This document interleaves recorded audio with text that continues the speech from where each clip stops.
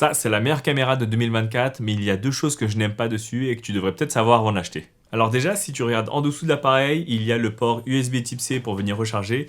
Mais si tu veux le mettre sur un trépied, il faudra mettre cet accessoire-là, qui est fourni en général avec. Et ça te permet d'avoir une vis 1K en dessous pour le monter sur un trépied par la suite. Et pour pallier à ce problème, j'ai un accessoire de chez Ulenzi qui va me permettre plusieurs choses. Déjà d'avoir une vis 1/4 directement à l'arrière et pouvoir le monter là où je veux. Ou même avec la monture GoPro pour ceux qui connaissent. Et en plus, je peux même venir y attacher des accessoires supplémentaires comme un microphone par exemple. Et comme ça vient tout autour de l'appareil, ça le protège un peu plus que s'il n'y avait rien.